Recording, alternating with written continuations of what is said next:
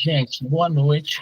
É, Eric e Janaína, a nossa primeira questão, né? A primeira questão que o nosso clube costuma trabalhar é sempre quais foram as impressões, né? Da leitura, né? Como é que foi essa experiência de leitura desse texto? É um texto curto, né? Eu acho que cerca de 6 páginas aí do Espelho, do Machado de Assis. E aí, nesse primeiro bloco, né? A gente conversa bastante sobre as nossas impressões. Costumo dizer que é o bloco mais importante assim do encontro, que é justamente ouvir como é que foi a leitura, né, para cada um. Fidelis, boa noite. Olá, boa noite, Marcelo. Boa noite, pessoal. Prazer estar de volta. Muito bom tê-lo aqui conosco. Então, já podemos dar início aí a esse primeiro bloco, né? Você vai basicamente dizer o que você achou dessa leitura, qual foi o impacto dela na sua vida, nas suas reflexões, né? Alguém gostaria de começar?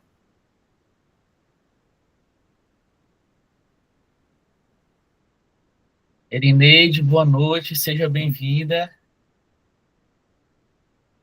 Se alguém puder fazer um print, Boa mandar noite, lá para o galera. pessoal, para o grupo do WhatsApp, né? Dizer assim, ó, estamos on e tudo, se alguém puder já fazer isso, dizer que nós começamos, né? O encontro de hoje.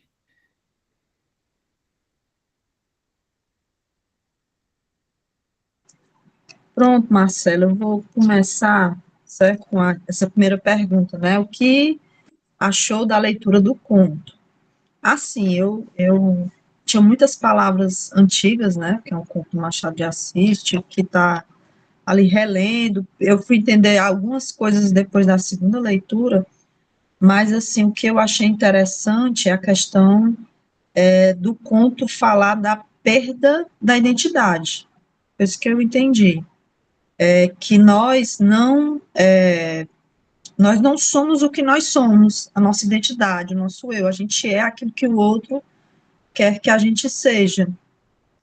E aí eu achei interessante porque faz a gente pensar nesse mundo que nos norteia, de você impressionar, de você não ser um ser humano, um indivíduo, mas você ser alguém que vai proporcionar algo, e aí algo econômico, algum status social. Então, isso é bem assim o que a gente está vivendo hoje. E casa muito com a última pergunta, eu acho, que fala da questão das redes sociais, né? Eu não tinha visto as perguntas. Quando eu li o conto, eu estava já pensando justamente nisso. E é isso mesmo, eu acho que é essa questão. E eu achei que é interessante esses questionamentos que o Machado de Assis já fazia naquela época, porque ele tinha essa característica, né, de fazer uma crítica àquela sociedade daquela época, que já era assim, né, com aquela arrogância da burguesia, enfim, é mais ou menos isso, né.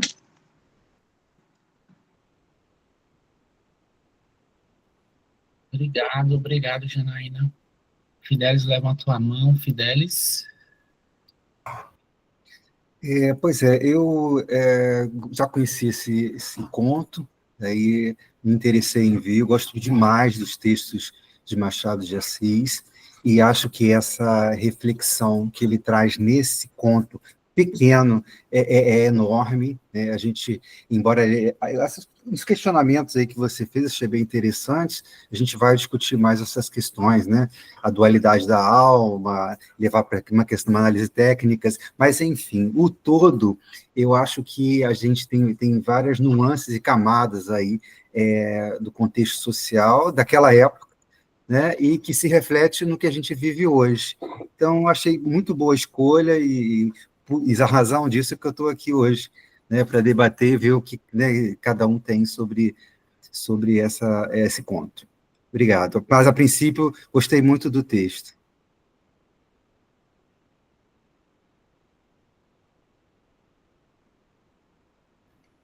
Obrigado, Fidelis. Muito feliz e honrado de você estar aqui conosco, né? Nessa nossa nova fase, né? Que é uma fase que, inclusive, você foi um dos que mais, assim, incentivou, né? Assim, da gente gravar e tentar avançar aí no formato, né? No nosso formato. Alguém mais gostaria de dizer suas impressões sobre esse conto? Como é que foi essa leitura para você? Eric, Erineide, fiquem à vontade, por favor.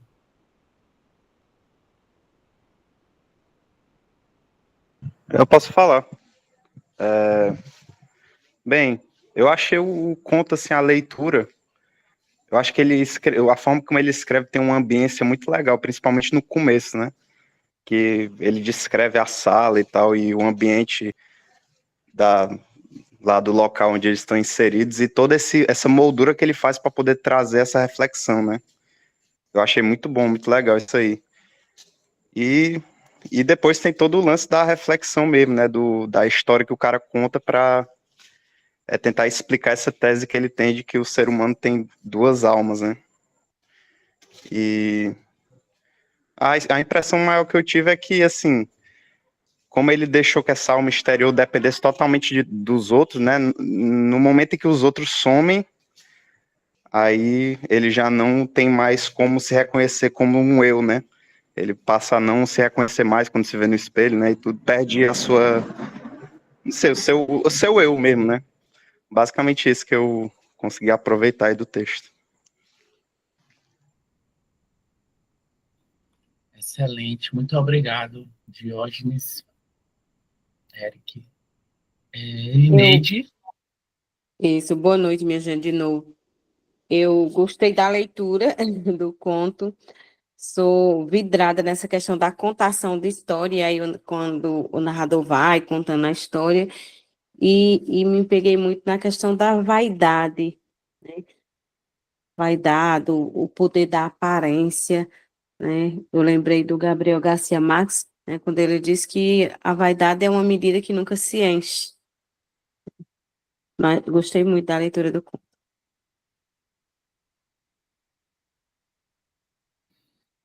Obrigado, Elineide. Gente, esse conto, eu acho que eu li da leitura dele ano passado, em um desses grupos, assim, clubes. E, em primeiro lugar, eu achei assim, um conto muito filosófico, né? E aí me identifico, porque a minha formação ela é filosofia, né? E na época, o nosso clube aqui estava trabalhando o alienista. Não sei se vocês lembram, assim, né? O alienista. E lá no alienista, né? O protagonista, ele é alguém que lê muito filosofia, né? Ele lê muita filosofia dos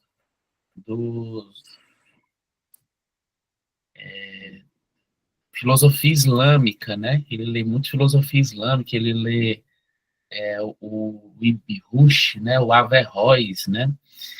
E aí ele está nessas elucubrações assim sobre a natureza humana, sobre a alma, né? E aí assim o espelho ele começa nessa linha também, né? Fazendo especulações sobre o que é a natureza humana, o que é a alma humana. E aí essa parte assim me pegou bastante, né? Essa ideia de que nós temos duas almas, gente. Não sei se vocês lembram, vocês lembram que tem uma expressão clássica lá do Fausto, do Goethe, né? Fala assim, Fausto tem duas almas, né? Zwei Seelen, Zwei Seelen. Fausto tem duas almas, né? Então, isso aí é uma expressão, né, bastante conhecida, né? E nós também trabalhamos aqui no nosso clube o Goethe, lá do Werther, né? Do Sofrimento do Jovem Werther.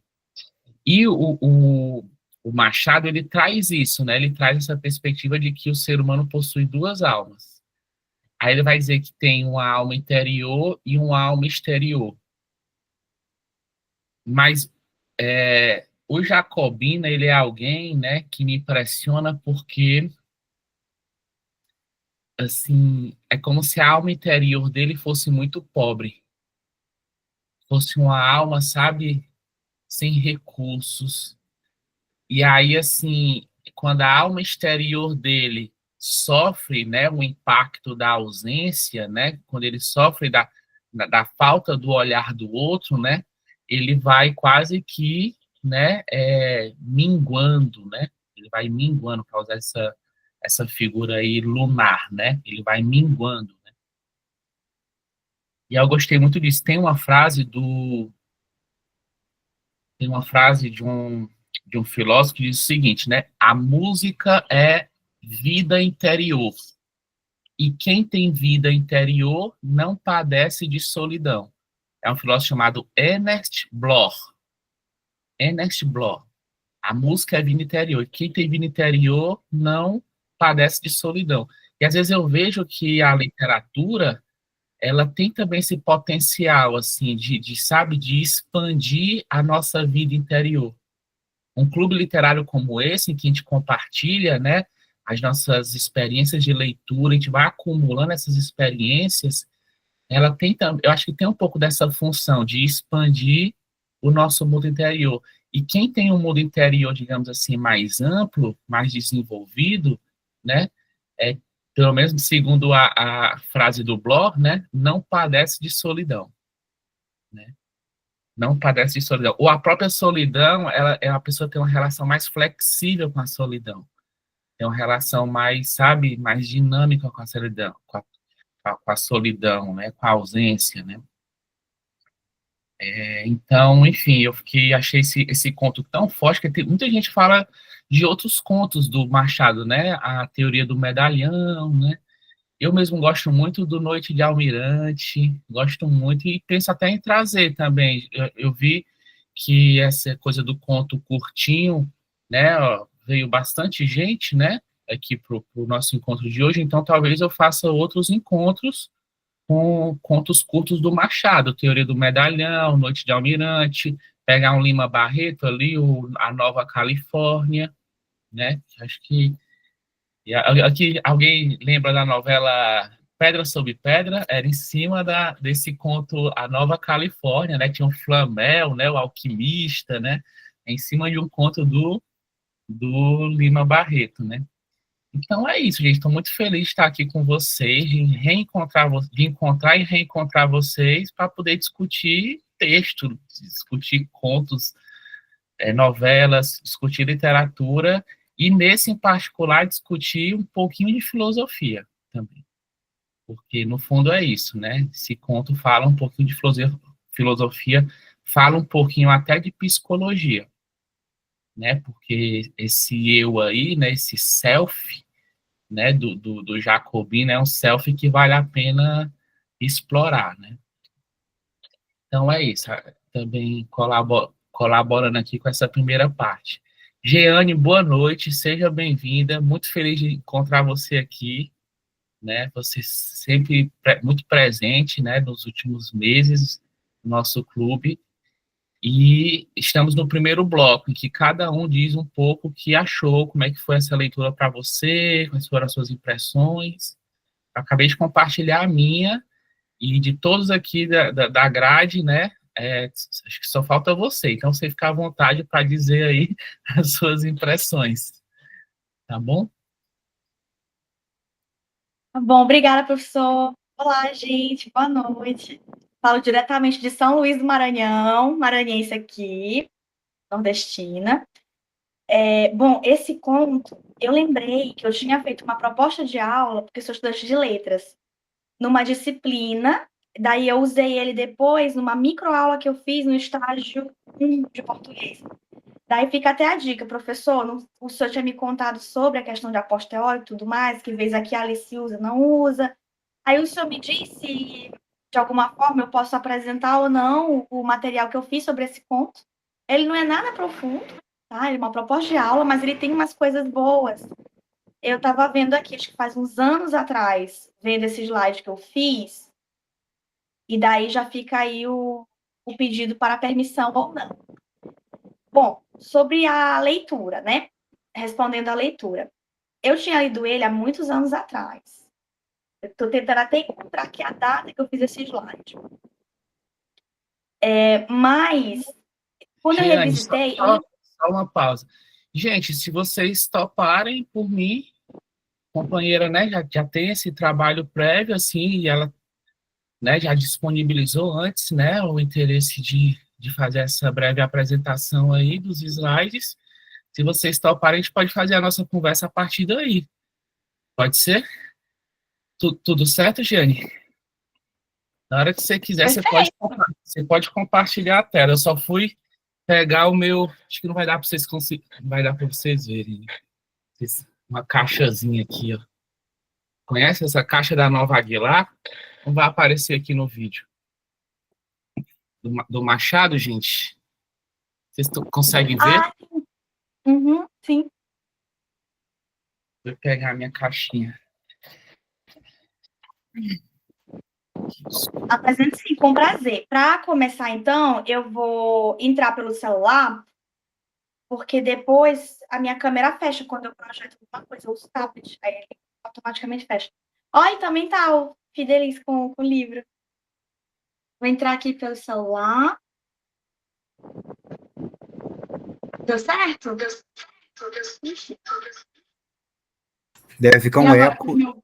Seria bom você fechar um. fechei um aqui. Deu certo agora? Vocês me ouvem bem? Beleza, vou projetar. Acabei de descobrir, não tem data, mas... Cadê? Mas dá para saber que eu fiz há 11 meses atrás. Ó, vocês vão ver agora a minha tela, ó. Esse é o Canva, eu sou rata de Canva. Então, aqui, ó, editado há 11 meses atrás. Então, eu fiz esse slide, ele tem 25 páginas, mas a maioria deles tem imagem. Então, não tem tanto texto. Eu não gosto muito de colocar muito texto, acho que fica muito pesado, né? O tipo do slide é ter imagem, mas... Bom. Socorro.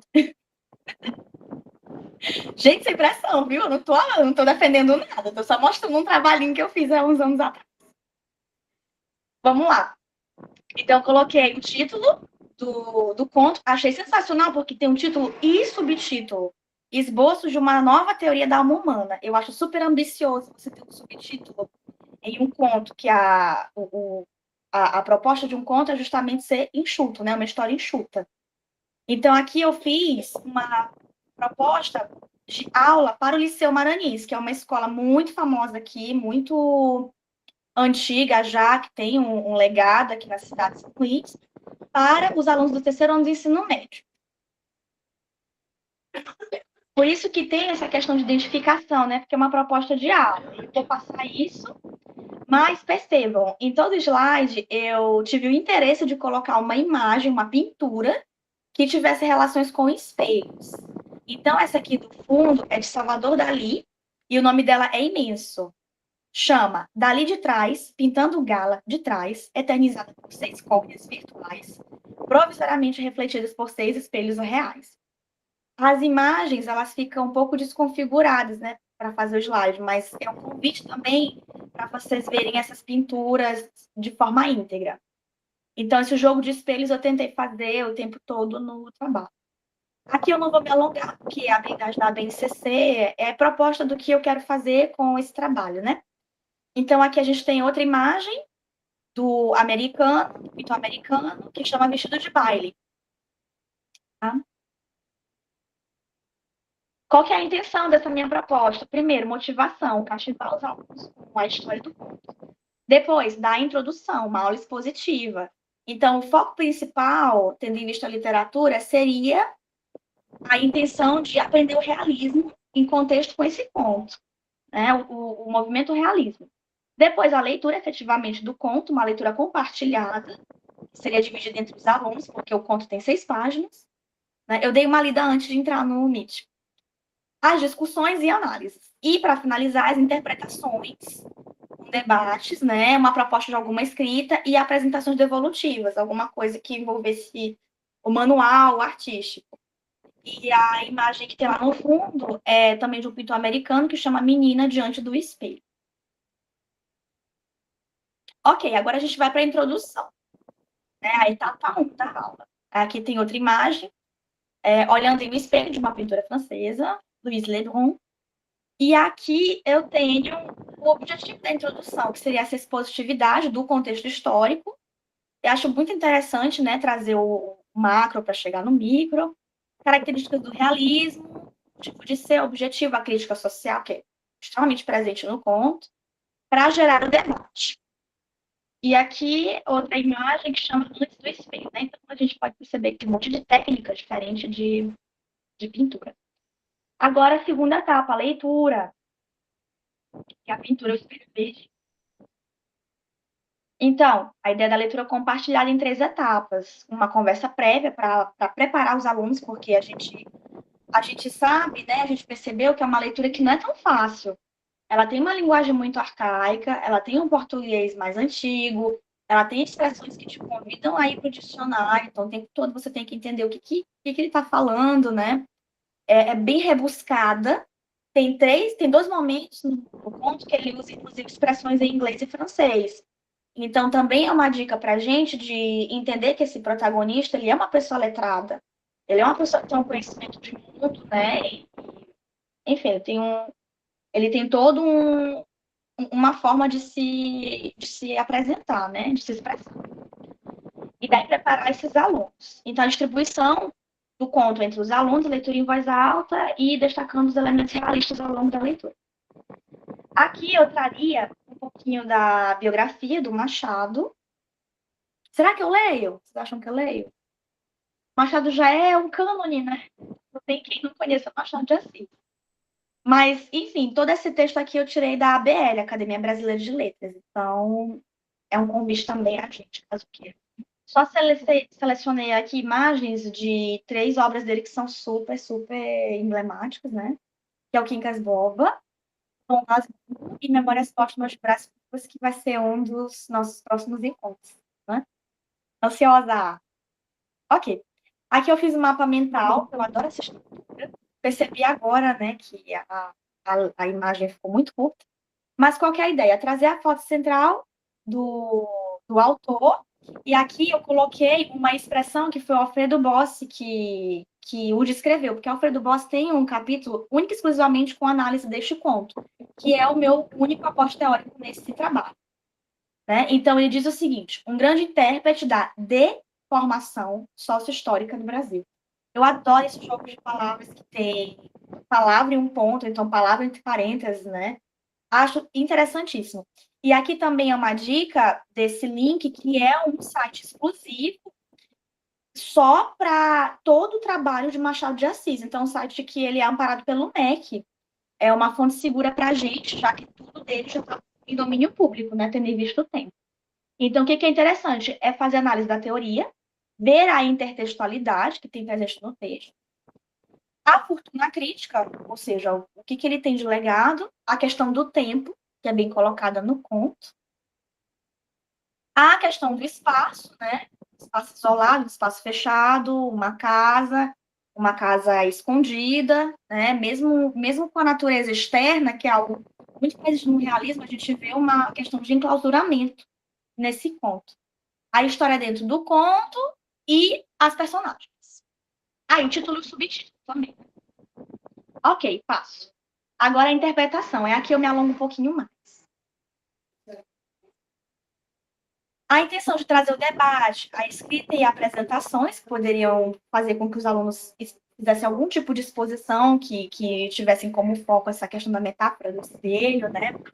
E expor na própria escola. Então, aqui eu passo rápido. É aqui que eu quero chegar. Um pouco de comparação, ou então referências ou textualidade. Porque se a gente sabe que ele é o cânone, que ele é o clássico, né? E uma coisa que eu adoro, que Ítalo Calvino sempre fala, que o clássico, ele é um clássico, porque ele nunca para de dizer o que ele tem que dizer.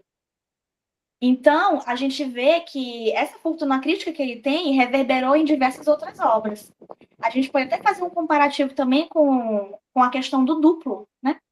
Então, eu trouxe aqui Fyodor Dostoiévski, de 1846. Esse livro também é extraordinário. Depois tem este outro aqui, que, se não me engano, é O Homem Duplicado, de Saramago, que desconfigura a imagem, né? Deixa eu ver aqui. Não tem como ver a imagem, né? Não tem como saber. Ok, depois eu pesquiso. E, para finalizar, o brasileiro Guimarães Rosa, com a primeira história, que tem um dos contos lá também, que tem a questão do duplo.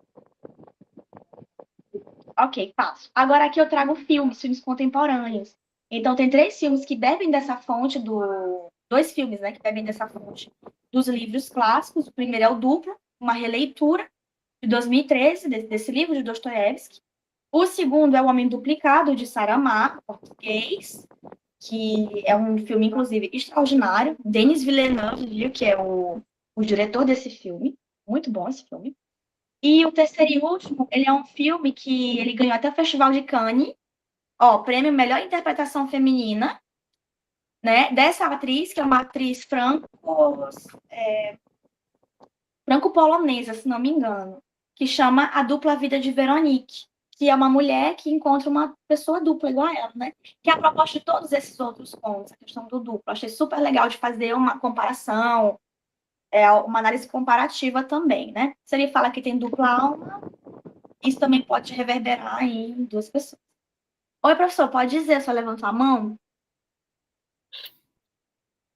Essa ideia de um duplo, né?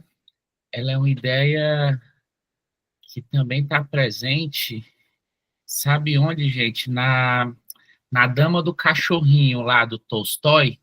Chega uma certa altura que o Gurov, tanto o Gurov quanto a Ana Sergeyevna, né, que é a Dama do Cachorrinho, ambos são pessoas casadas, né? E eles têm essa amizade e tudo.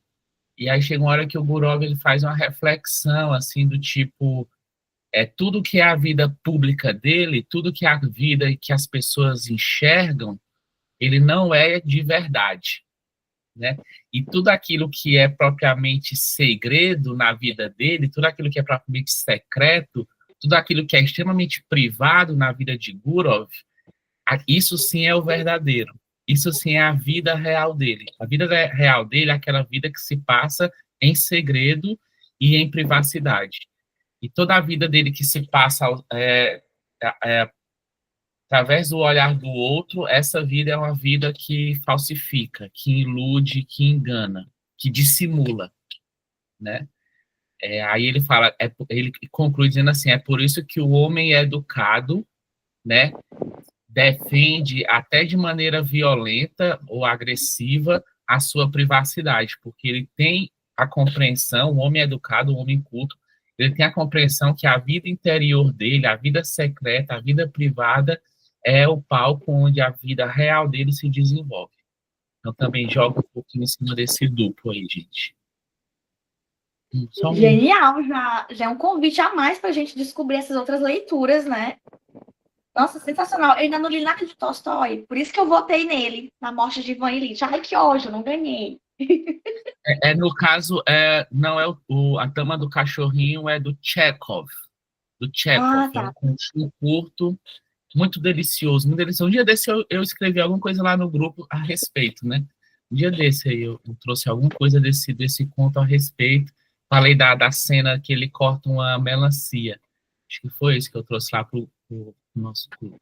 Porque eu queria falar sobre a questão da ambiguidade. A ambiguidade como espaço em que os leitores, eles desenvolvem as suas, digamos assim, as suas perspectivas diferentes, sem, digamos assim, traírem o texto, sem estarem distante das evidências textuais. Então, é possível, às vezes, ter visões diferentes sobre alguns aspectos e, ainda assim, dentro dessa diferença, as pessoas estarem corretas, assim, estarem no seu direito, né? E aí o nosso clube acaba trabalhando um pouco isso, a possibilidade de pessoas com visões diferentes sobre uma mesma leitura, ainda assim, aquilo ali tá abrigado, né? Aquilo ali é uma possibilidade. Aí eu citei lá essa cena como uma cena de ambiguidade que abriga essas perspectivas diferentes, né?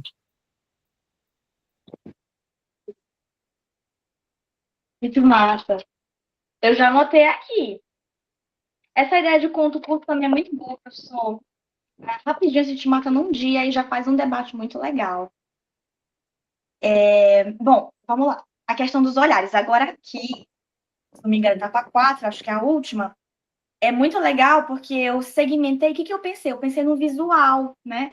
Já que eram para alunos, essa coisa que eles dispersam muito, e o professor ficar competindo com o celular, com a atenção de aluno, eu pensei em trazer outras formas de linguagem que não fosse só o texto, a escrita. Então, eu separei várias obras, várias pinturas, fui na linha da arte, né? Da arte visual. Várias pinturas que convidam ao debate. Então, a arte, a filosofia e a literatura juntas, né? Para a gente conversar sobre essa questão do espelho, o esboço de uma nova teoria da alma humana. Daí, eu trouxe aqui as imagens. A primeira, que é a imagem da capa, a reprodução interdita de Magritte. Daí, acho super legal se a gente conseguisse também desenvolver algum tipo de interpretação das imagens. Né? Deixa eu ver. Quero fazer mais encontros sobre Cônstera de Medalhão, Ruth do Almirante, ambos de Machado. Tem também uma de Machado que é a Cartomante, se não me engano. Muito bom também. Oi, Fidelis, pode falar. Desculpa, eu ia bater palmas, não é, marquei errado. Pode conseguir. Obrigado, desculpa. Tá bom, beleza. Bom, aqui eu queria que a gente conversasse um pouquinho, se a gente conseguisse, pelo menos para tentar interpretar um pouco as pinturas, a questão do duplo, a questão do espelho, a questão dos olhos, né? O espelho da alma. Tem tanta coisa aqui que a gente pode desenvolver.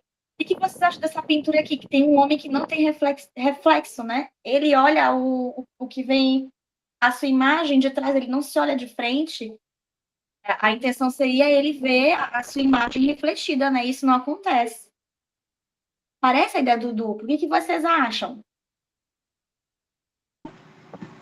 Oi, Jeane. Gostei muito aí da sua apresentação e, assim, sobre essa imagem aí, eu acho uma imagem muito que faz a gente pensar sobre as questões psicológicas, né? Inclusive, você cita aí a questão da nova teoria da alma humana. E toda a vida eu sempre tenho perguntas, porque eu não tive ainda, né, familiaridade com as ideias, essas ideias desse conto, e eu queria saber o que é essa nova teoria da alma humana, inclusive é uma das perguntas que tem aqui no texto, né, tem até uma pergunta se você acha que é uma teoria psicológica ou é uma metáfora de dependência da aprovação social, e aí não tinha nem como eu entender, porque eu não sei o contexto, assim, o que é que formulou dentro desse texto, né? Mas essa imagem aí, para mim, que você está mostrando agora, é uma imagem que faz uma reflexão psicológica, né? Dessa pessoa que não se vê, que não consegue encontrar a si mesmo, assim, pelo menos é o que eu vejo, né? E às vezes, quando a gente vai mexendo nisso, a gente vai de encontro com aquilo que a gente vivencia na nossa vida hoje. A gente tem muitos papéis hoje, seja professor, seja profissional, né? No caso aqui, ele é um alferes, né? Como se fosse um oficial, enfim, do Exército, que tem muitas insígnias, né? Muitas honrarias, mas quem é realmente essa pessoa, né? Quem está por trás disso tudo? E aí eu fico me perguntando, será que essa pessoa é tudo isso que ela sempre demonstra ser? Ou ela é algo, ou ela é outra coisa, ou ela, não é que ela esconda, né, mas ninguém quer ver esse outro lado dela, né, e aí eu acho interessante porque isso mexe muito como se diz, né, a arte imita a vida, né, a literatura imita a vida, e a gente vivencia isso todos os dias, do nosso psicológico, na nossa vida, né, no nosso cotidiano, e é interessante, assim, essas questões para a gente poder pensar até mesmo sobre nós mesmos, né, sobre a nossa psicologia, enfim. Nossa, sensacional esses pontos que você levantou. Gostei muito. Eu não sei se eu vou conseguir responder sua pergunta, porque eu acho que esse subtítulo, ele convida o leitor a cada um ter a sua interpretação. Eu, como estudante de letras, eu tenho uma interpretação. Eu tenho referências outras, né? Os outros colegas que estão aqui no grupo, professor, tudo mais, tem muito aporte teórico da filosofia, que eu acho que vai ser muito mais rico, né? Mas eu vou falar um pouquinho do que eu entendi. Não sei se vai ser uma resposta boa, mas vai ser alguma coisa, tá? Bom, eu acho super interessante porque o conto ele começa com um homem mais velho numa mesa de bar, né? Ele tá lá com os colegas e ele não fala absolutamente nada, ele só ouve, ouve, ouve. E ele usa a palavra casmurro, que é uma coisa que, pelo visto, Machado adora colocar. São aquelas pessoas que não são ingênuas. São as pessoas que são até um pouco amargas, né? Que são um pouco impacientes, que têm algum tipo de elevação intelectual e acha que várias coisas na vida são banais, né? Se coloca um pouco como superior. Tanto que, no começo do conto, ele fala assim, eu vou falar e não quero que ninguém me interrompa. O conto diz isso, né? Que todo mundo conversava por alguns minutos e ele fez um monólogo de quase 30 a 40 minutos. Apesar de que aqui ali tem umas perguntinhas no conto. Acho muito legal, porque a própria estrutura da escrita convida a gente a ter curiosidade. Não, mas o quê? Fez o quê? Não sei o quê. Eles vão colocando essas intervenções para dar uma fluidez, um suspense na escrita. E daí ele começa a dizer a questão da alma, né? A gente chega aí na sua pergunta, acho que na análise que todo mundo pode fazer. Porque ele diz que existem duas almas. A alma que vem de fora para dentro e a alma que vem de dentro para fora. E automaticamente, quando eu li esse conto a primeira vez e hoje também, eu reafirmo a questão do duplo. Mas o duplo não no sentido físico, no sentido da existência do outro, do gênio, sabe? É o duplo de você mesmo. Eu sei que existe uma teoria que chama ethos. Eu só não lembro quem foi que escreveu, mas eu nunca esqueci qual professor que me contou. A teoria que chama ethos, que diz que nós temos diversas personalidades. Não é que a gente seja uma pessoa bipolar ou que a gente tenha, sei lá, problema de distorção de imagem. Não é isso. A questão é a seguinte, é que eu, Jeane, eu sou uma pessoa com a minha mãe. E daí eu vou ser outra pessoa com a minha amiga. E eu vou ser outra pessoa com a minha professora. E eu vou ser outra pessoa com minha companheira, meu companheiro. Então, assim, a minha personalidade se fragmenta porque eu mostro a cada um aquilo que eu quero mostrar.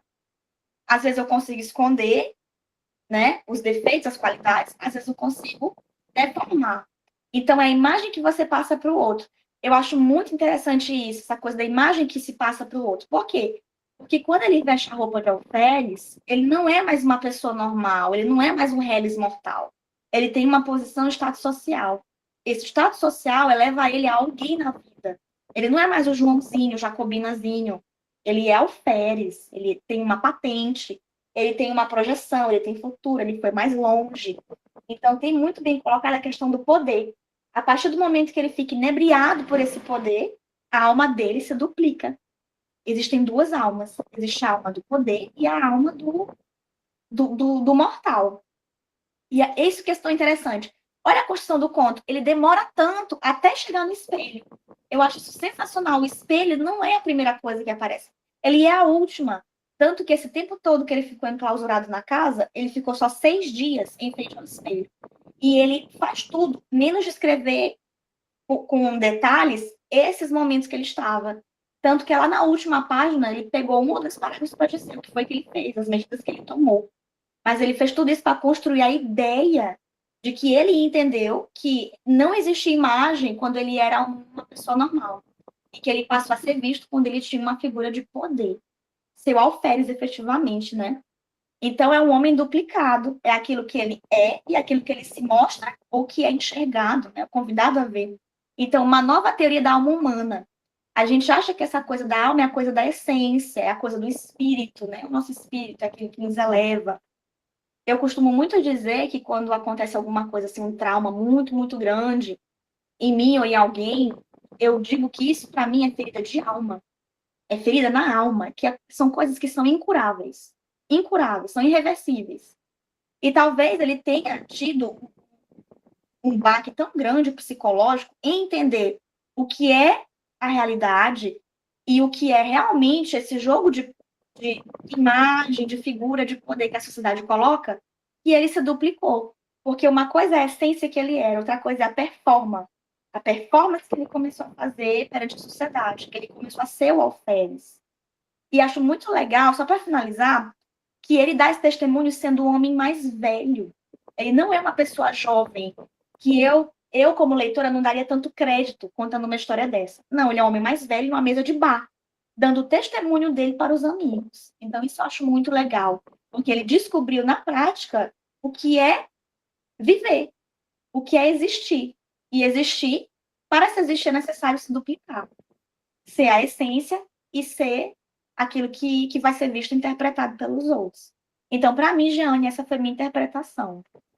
Professor, era sua vez, socorro.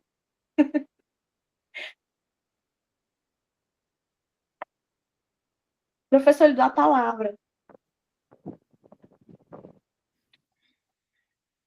Obrigado. Eu estava pensando, só que eu não consegui.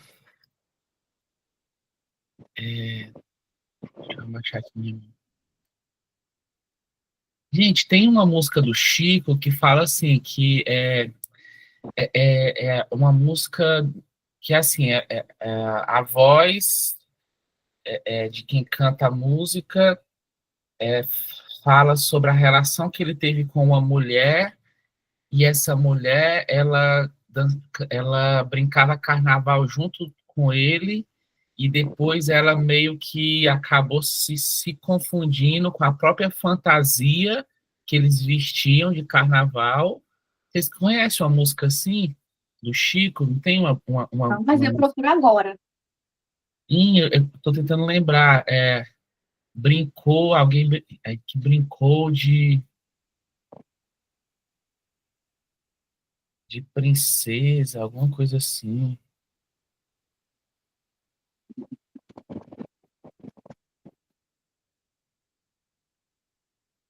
Ah, o nome da música é Quem Te Viu, Quem Te Vê, né? Vocês conhecem, ó? Você era a mais bonita das cabrochas dessa ala, você era a favorita, onde eu era o mestre-sala. Hoje a gente nem se fala, mas a festa continua, suas noites são de gala, nosso samba ainda é na rua. Hoje o samba saiu, procurando você, quem te viu, quem te vê, né?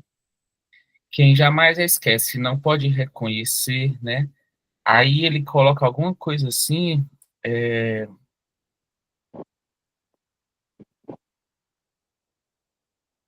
eu não sei bem com certeza porque foi que um belo dia quem brincava de princesa acostumou na fantasia. Gente, essa frase é uma frase, quando eu li O Espelho, eu lembrei muito dessa frase.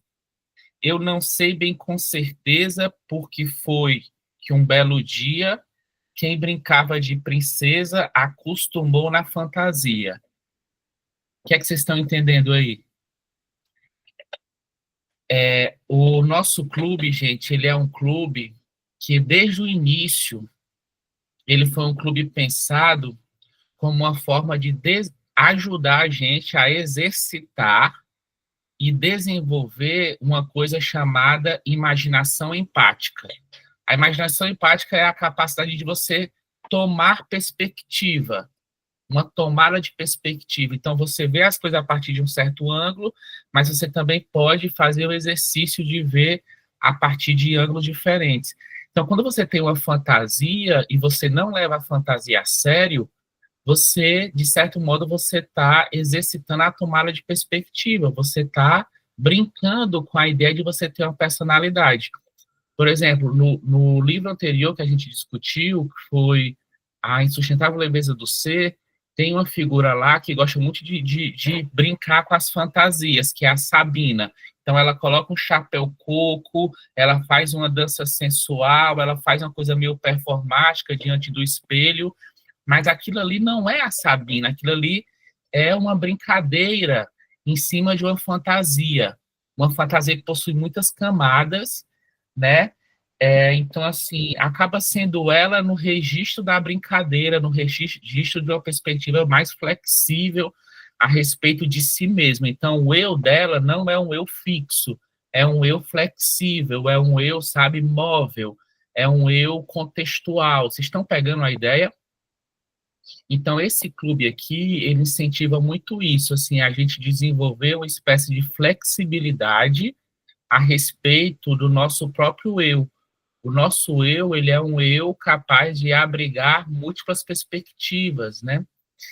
Então, assim, o grande desafio desse conto, que é o espelho, é justamente a gente se dar conta de uma pessoa que acabou, querendo ou não, acabou se apegando a um eu fixo, há um eu fixo, há um eu conceituado, né? Há um eu que era basicamente a forma como ele era percebido por um círculo social muito próximo. Ele acabou ficando muito dependente de um eu que era, digamos assim, uma certa reputação. Vocês estão pegando mais ou menos a ideia, né? Então, acho que uma das coisas mais interessantes de trazer uma obra dessa para cá é a gente refletir sobre isso, para que nós não nos deixemos, sabe, não nos deixemos cair na armadilha de um eu conceituado, de um eu rígido, de um eu fixo. Na hora que eu perco esse eu, vamos supor, na hora que eu perco a farda do alferes, eu deixo de existir? Eu não deixo de existir, né? Então, assim, essa pessoa aqui, ó, quem brincava de princesa acostumou na fantasia. Quer dizer, a pessoa levou tão a sério a fantasia, né, que ela se descolou ali, né, de si mesma e de outros contextos passados, né, em que ela própria se desenvolveu, né. Eu tô falando alguma coisa, assim, uma viagem muito grande, não sei, tipo, Não, mas, dá mas era isso, sensacional, eu estou queria, anotando aqui. pois é, eu queria fazer essa contribuição aí para nossa discussão, que é a contribuição sobre esse eu, né, o eu, é, eu acho que vocês vão lembrar, tem uma obra clássica, né, que é o Orgulho e Preconceito, tem uma hora que a Elizabeth Bennet, ela faz uma reflexão, acho que é uma reflexão que diz mais ou menos o seguinte: existe uma diferença entre a vaidade e o orgulho. A vaidade é aquilo que você espera que os outros reconheçam, né, de você, né? Então, a vaidade é meio que um cultivo da imagem que você tem para os outros, né? Então, não é o seu eu, é o para si, né? É o seu eu para os outros. Enquanto o orgulho, a Elizabeth Bennet diz o seguinte, que o orgulho, ele não é exatamente como a vaidade, não é a imagem que você cultiva para ser apreciada pelos outros. O orgulho se vincula mais com certos papéis que você, digamos assim, que você busca satisfazer, você busca, né, construir, né, e que se vincula muito mais com um conhecimento de si mesmo, com uma... Enfim, é como se a pessoa quisesse... não é a apreciação alheia, como na vaidade, é a apreciação sua para consigo mesmo. Então, você vai ser um bom pai, ela está dando o exemplo lá, né, do Darcy, né? Então, o Darcy, ele busca ser um bom empregado, ele busca ser um bom filho, ele busca ser um bom empregador, ele busca cumprir certos papéis por orgulho, ele é um tipo orgulhoso. Mas esses papéis que ele busca, né, construir, diz mais respeito à imagem que ele quer ter de si mesmo para si mesmo, do que a imagem que ele quer vender ou aparentar para os outros. Entendeu? Porque a imagem que uma pessoa quer vender ou aparentar para os outros não é o orgulho, e sim a vaidade. Vocês estão pegando mais ou menos a ideia? Então, o que é que o que é que o espelho ele nos oferece? O espelho ele nos oferece como a vaidade ela é frágil, como essa imagem que nós cultivamos para ser apreciada pelos outros nos coloca numa posição de muita fragilidade, de muita vulnerabilidade, né? Então, assim, não sei, eu acho que a linha seria mais ou menos essa, né? Então, um dos baratos de trazer um conto desse para um clube como o nosso é justamente da gente poder ter uma relação mais amena e mais flexível com essas expectativas de ser apreciado pelos outros, de ser reconhecido, né, de ser recompensado pelo olhar alheio de alguma maneira, né? Então, seria mais ou menos isso. Obrigado. Sensacional. Obrigado, Mas alguém Silane. quer falar? Obrigado por Não acabei. Pronto, eu vou só falar uma última coisa, porque eu vou ter que já sair, mas assim, eu achei muito interessante, né, o que a Jeane e o Marcelo falou aqui sobre a questão, né, de você ter essa fragmentação, né, esses vários eus, e às vezes eu me pergunto, né, até porque o que eu vi do Machado de Assis foi uma crítica a uma forma de vaidade, né, ele se sentiu só porque ele não tinha mais aqueles elogios todos, aqueles olhares todos, né, e também o que eu percebi no texto foi que ele era todo tempo paparicado ali pela madrinha, pelos escravos, né, e teve uma hora que os escravos fugiram, não sei se, né, deixaram ele completamente só, e me parece, quando eu fiz a segunda leitura, que ele foi meio que enrolado pelos escravos, por conta do quê? Desses elogios, né, os escravos, olha, você vai casar com a mulher, com a princesa, vai ter uma patente maior, e essa enrolação toda, os escravos conseguiram fugir.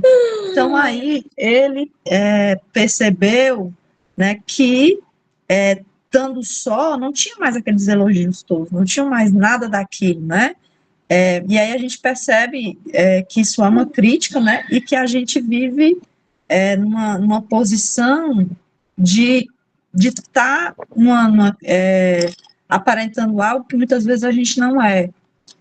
E isso é difícil até da gente fazer, da gente ser sempre a mesma pessoa, porque senão a gente não é aceito, né, porque existem várias convenções, a gente não pode ser um livro aberto completamente, né, eu entendo assim, nessas questões, né, mas a questão da vaidade, né, de você buscar ser aquilo que você quer que os outros sejam, né, acaba meio que te tirando um pouco, né, do seu eu, da sua identidade, né, era isso, as contribuições, e eu queria reforçar, para mim fica muito difícil ficar até às 10, né, eu só fico mais até às 9 mesmo, porque inclusive a minha filha está aqui comigo, aí por isso que eu não posso ficar até tarde, mas no que eu puder participar, para mim isso aqui é como se fosse uma terapia, viu, gente? Gente, e de certo modo vocês já leram, tem um livro sobre isso, né? É a terapia literária. É basicamente a história de um Sim, professor que conta a experiência dele em um clube que ele administrou por anos e anos e anos, e que as pessoas faziam um pouco como nós fazemos aqui, né? Nós fazemos as nossas impressões ali iniciais, né? E em um clube eu acho que vale a pena a gente fazer uma espécie de diário de leitura, sabe, gente? Tipo, cada um desses encontros, né? Nós fazemos muitos encontros, aí para cada encontro você vai escrever pelo menos 1 ou 2 parágrafos sobre as suas impressões, e aí com o tempo você vai revisitando esses seus registros e você vai vendo que esses registros funcionam como uma espécie de diário assim de leitura, em que esses registros também funcionam como uma forma de conexão sua com, né, consigo mesmo, né? Então, Janaína, eu concordo, eu acho que clubes literários têm, sim, um efeito terapêutico. E, gente, eu queria só perguntar, eu coloquei esse horário para as 8, porque, assim, às vezes, assim, no domingo, né, as pessoas têm muita coisa da família, e às vezes estica um pouco mais, e ainda mais hoje, como é Dia das Mães, e aí tem gente também que vai para a igreja e tudo aos domingos, né? Então, assim, eu acabei colocando aí para as 8 horas. Eu não sei se ele é um horário bom para vocês ou se vocês preferiam mais cedo, sei lá, 7h30. eu prefiro mais cedo, né? Tipo, umas 7 horas mesmo. Que ficaria até às 9. Para mim, 9 horas é o meu limite, porque tem que fazer outras coisas, né? Antes de dormir. Enfim. Eu acho melhor, né? É verdade. Verdade. E os outros, o que é que vocês acham, gente? Para mim, tanto faz, Marcelo, que a maioria é o que está aí, mas 7h30, assim, seria um horário bom também. 7h30 horário. Para mim também, estou de acordo com ambos os Concordo também horários. que seja de 7 para 7h30. Muito obrigado, gente, pelo retorno, pelo feedback. Isso para mim é importante, né? Eu não decido as coisas sozinho. Para mim é importante receber o retorno de vocês para ir adequando aí né, para que fique o melhor para, para a maioria, ou para todos, né? Para todo mundo. Giane, por favor, continue. Obrigado. Vou já terminar. Obrigada, Janaína, ela já saiu. Ok, vou continuar. Aqui são um conjunto de imagens, aí depois eu chego um pouquinho na teoria, né? Eu trouxe realmente uma parte teórica. Daí eu trouxe mais uma imagem, decalconomia, mais uma vez do mesmo pintor. Olha que sensacional. E aí, vamos tentar fazer uma reflexão em cima dessas pinturas? Vamos se arriscar em alguma coisa? Vamos falar? O que vocês acham dessa imagem? Que tem mais uma vez um homem de costas, mais uma vez tem toda o perfil dele, só que em vez de vê-lo, a gente vê o céu, a gente vê o outro, né? O que a gente pode tirar disso?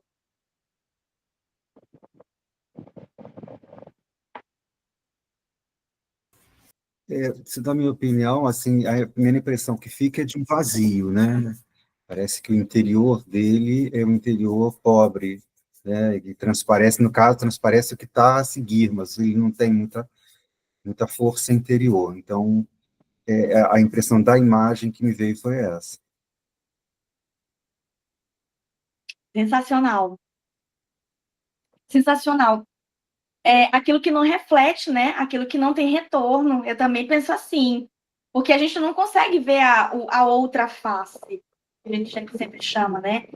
Dizem que o rosto, os olhos, são os espelhos da alma. Será que isso tem a ver com a próxima imagem? Deixa eu ver se é essa aqui.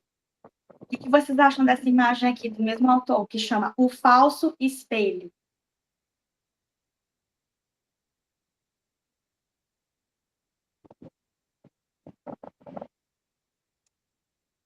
Será mesmo que os olhos refletem a alma? Será que quando a gente chora, quando a gente se emociona, quando fisiologicamente somos convidados a nos derramar, né, a nos desidratar um pouquinho, será que isso realmente reflete o nosso interior? Será que chorar é o alívio da alma? Será que os olhos são espelho desse espírito, desse interior? Será que a gente consegue se apaixonar pelos olhos só de alguém assim? A questão do amor à primeira vista, você vê e você se encontra com o outro. A gente pode ir tão longe com essa coisa dos olhos, que é uma metáfora tão impactante. Eu estava lembrando de uma frase, diz assim, né, que os olhos são a janela da alma, né? Já ouviram essa? Porque olhando esse olho aí, parece que é uma janela, né? Parece que está dando ali para uma certa paisagem, né? Só que quando a gente diz que os olhos são a janela da alma, essa metáfora da janela, ela acaba não sendo muito satisfatória, porque existe um olho que olha através da janela. Vocês percebem? Então, assim, quando a gente diz que os olhos são a janela da alma, a gente ainda não fala, a gente ainda não está se conectando com o que é propriamente a visão. Porque essa janela, que em tese, né, é o olho, é a moldura através da qual a alma vê, né, mas a alma vê. Então, que é que, né, vocês estão pegando mais ou menos a ideia? Né, os olhos são a janela Sim. da alma, mas isso ainda não resolve, porque existe algo que olha através da janela, né? E aí, Giane, essa metáfora é interessante porque diz o seguinte, que no fundo a nossa relação com a realidade é uma relação através de uma moldura, de uma certa moldura. É como se nós saíssemos às ruas, né, com um óculos de sol, um óculos de sol, um óculos de sol com uma lente amarela.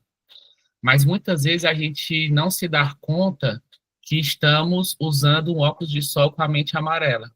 Com a lente amarela. Você está pegando, Fidelis, a ideia? O Fidelis está de óculos. O óculos do Fidelis tem uma lente amarela.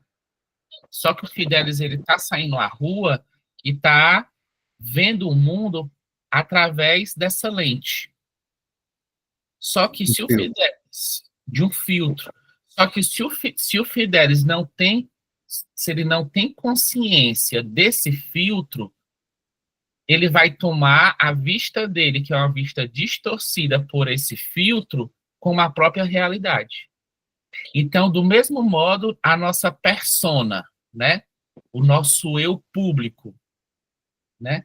Se a gente não percebe que aquilo ali é um determinado enquadramento e que não corresponde ao nosso eu mesmo, a gente corre o risco de viver como alguém que sai de óculos de sol amarelo à rua sem se dar conta de que está de olho, vivendo, experimentando a realidade através dessa lente. Então, essa lente ela é um enquadramento. E esse enquadramento, ou esse recorte, ele nos limita de uma determinada maneira. E na medida que a gente reconhece esse limite, a gente se encontra para além do limite, né?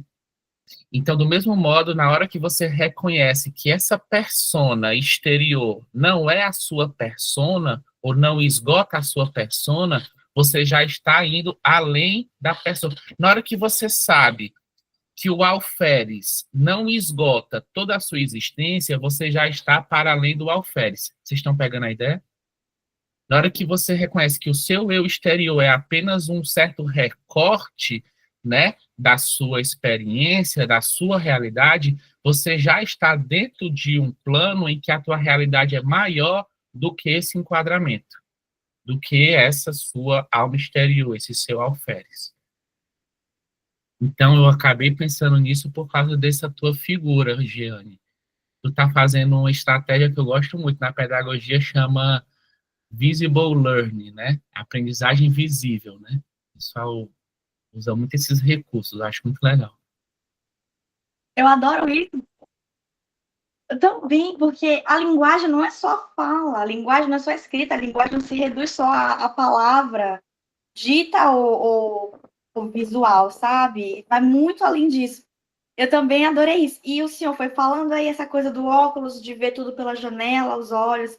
Na mesma hora eu lembrei da música da Diana Calcanhoto, que chama Esquadros, né? Então ela diz num trecho: pela janela do quarto, pela janela do carro, pela tela, pela janela. Quem é ela? Quem é ela? Eu vejo tudo enquadrado. Remoto controle. Sensacional, essa coisa dos sentidos. Então eu fico pensando também, será que essa imagem que a gente está vendo, será que não é uma antessala da alma? Será que existe um spoiler do que vem a ser a alma? Será que os olhos realmente refletem isso? Os olhos que fazem parte desses 5 sentidos são olhos que mentem, mas também são olhos que refletem o interior, não é? Quando a gente se emociona, a gente não chora só de tristeza, a gente também chora de alegria, de felicidade, de excitação. Diversos sentidos são ativados, então isso escorre, isso sai de nós. São as lágrimas, são salgadas, né? Isso é tão impressionante. Eu gostei muito do que o Fidelis falou. Se a primeira imagem reflete o vazio, agora que a gente vê de frente só um recorte do rosto, que são os olhos, será que isso reflete o interior que vem dentro? Aí vamos avançando as imagens. Acho que essa é a última. Essa aqui é a mais explícita de todas, né? Do grandioso Caravaggio, o italiano, e o nome é Narciso. E aí, vamos desenvolver.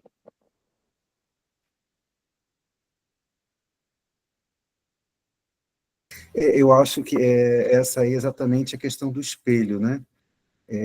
Que Narciso acha feio é o que não é espelho, né? A música do Caetano, se eu não me engano. Então, eu acho que o espelho, até na própria história, funcionou muito assim, uma autoafirmação para ele, né? Daquilo que ele queria encontrar e ver ali.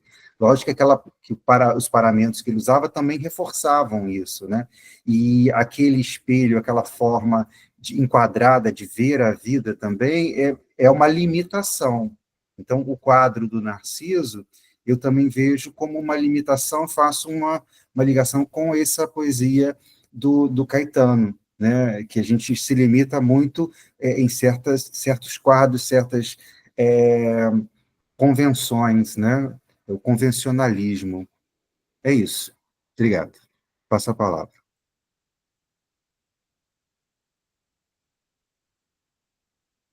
Tá lindão essa troca de ideias. Tem mais? Ei, professor, tenho certeza que tem algo a dizer.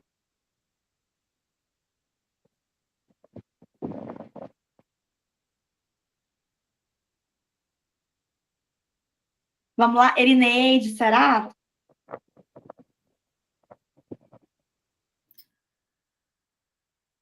E o Eric também tá caladinho.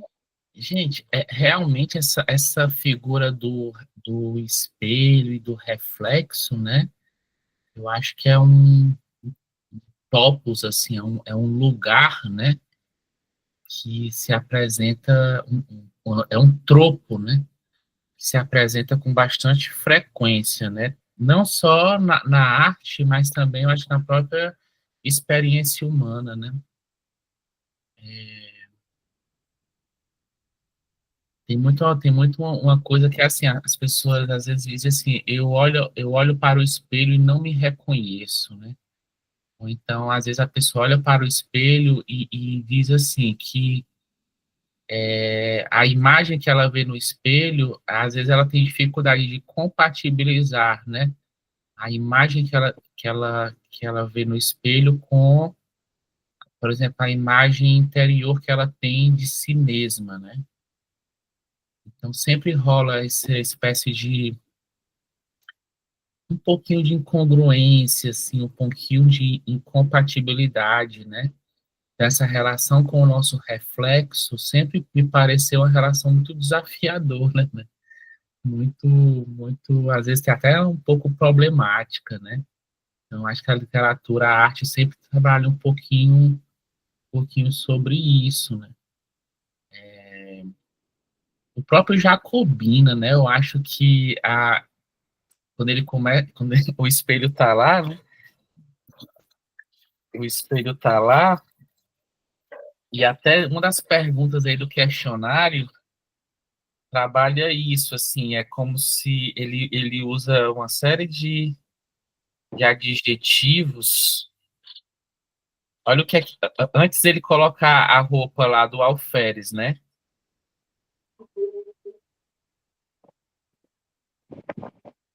Peraí. Gente, olha aí, gente, a palavra ele usa aqui, ó, esfumada, esfuminada, difusa, disperso, esgaçado, mutilado. Então, assim, antes dele vestir a farda, né? Ele se olha no espelho e ele, sabe, ele não se reconhece, assim, sabe? Ou ele se vê dentro de uma perspectiva muito rebaixada, né? Somente quando ele coloca a farda, né, que o reflexo dele se aproxima, né, daquilo que ele, enfim, daquilo que ele já tinha experimentado, né? Então, Jenny, respondendo a tua pergunta, essa imagem aí do Caravaggio me leva a essa reflexão, né, que é a reflexão sobre o reflexo e sobre os problemas, né, as incongruências, né, que o reflexo gera em relação à imagem que nós temos de nós mesmos, né? Nem sempre a imagem que nós temos de nós mesmos ela é compatível com a imagem que nós vemos refletida em um espelho. Eric. Bem, eu acho que essa imagem aí do Narciso, dessas que foi mostrada, é uma das que eu acho que mais tem a ver com o que é retratado no conto, né? Porque uma característica dessa segunda alma, por assim dizer, do Jacobino, né, dessa alma que é de fora para dentro, pelo que eu entendi, é uma característica dessa alma é que ela tem muito de vaidade, né? Não é uma coisa qualquer, é uma assim, é ser visto como alguém de uma posição social mais alta do que aquele era mesmo, é nascer uma pessoa pobre e conseguir uma patente de oficial, ainda que baixa, né? Era uma certa patente de oficial. E tem essa coisa de ser visto como uma coisa que meio que alimenta essa vaidade dele, né? Então eu acho que essa imagem do Narciso tem muito a ver, porque e tem o lance da própria farda mesmo, do uniforme, dele se ver bonito, né? Dele se ver como essa coisa opulenta, né? Por assim dizer. Não sei qual é uma palavra melhor, mas mas eu acho que tem muito a ver com essa coisa de um certo narcisismo, né, de uma vaidade, né, nessa segunda alma que ele tem, que depende totalmente dos outros, né, que não é dele mesmo, né, depende totalmente do exterior.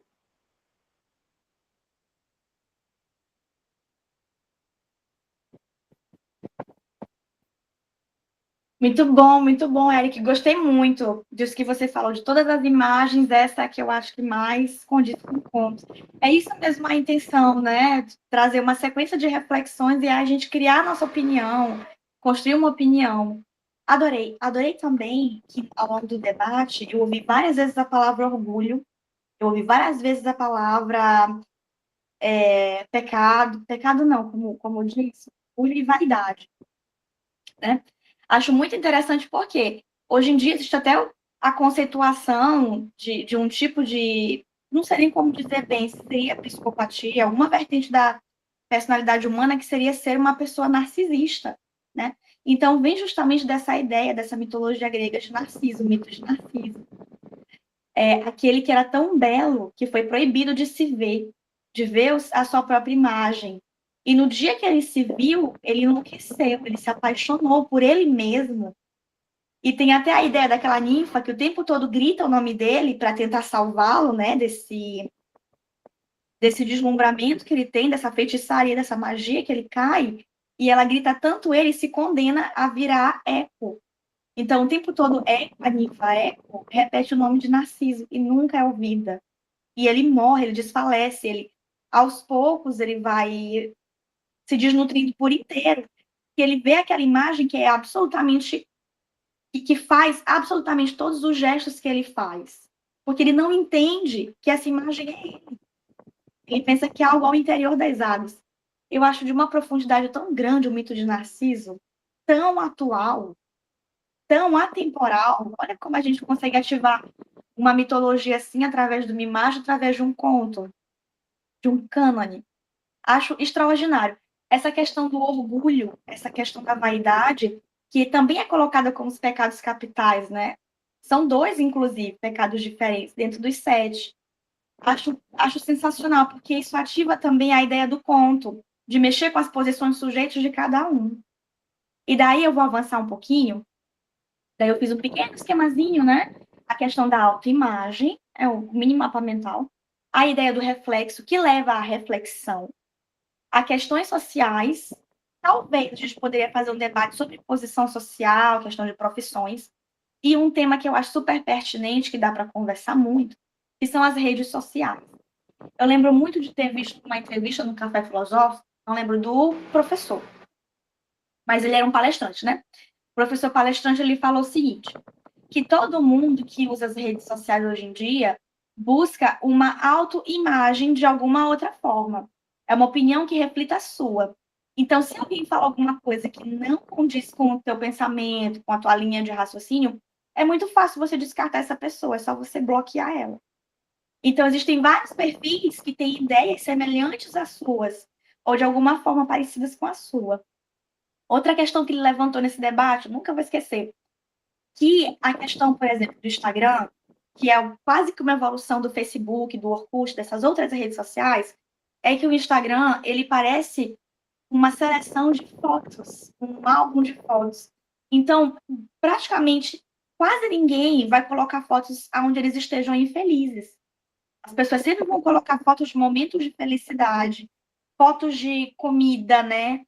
Então, aquela ideia de quem não é visto não é lembrado, e aquela ideia de mostrar uma espécie de ascensão, de momentos mesmo felizes, é o que todo mundo faz. Eu também faço. Eu não coloco para ninguém a minha rotina dura, eu não coloco para ninguém foto chorando. Raramente isso acontece. As pessoas, elas querem mostrar uma persona e que é até um pouco performática à sociedade, que é a ideia do conto. Então, é quase como se fosse um alter ego da pessoa. Você constrói uma autoimagem, que é a imagem que você vai mostrar ao mundo. Eu acho isso assim, um debate tão riquíssimo. Ativar essa questão das redes sociais, a questão das profissões, que também pode ser colocada no conto, né? Ele é um alferes, ele tem um cargo militar. Os militares, eles têm um poder na sociedade que é enorme, né? Eles têm uma função social, E eles são alguém que raramente não vão existir na sociedade. Eles não têm uma espécie de ameaça nessa profissão, nesse ser, nessa performance que eles têm que fazer à sociedade. Bom, para avançar, agora finalmente eu trago a aporte teórico, vou tentar ser bem rápida, tá? Eu trouxe tudo que condiz a esse artigo, só que faz um tempo que eu li, né? Do Alfredo Boss, que é um grande estudante da literatura. Então, são 3 perspectivas. A primeira, a teoria, o presente e o passado. Deixa eu só aumentar aqui um pouquinho a luz. Nossa, tá dando o tempo certo, 5% de bateria. Ok. Então, em relação à teoria, existe um momento onde ele descreve lá na análise que ele faz sobre este ponto o seguinte.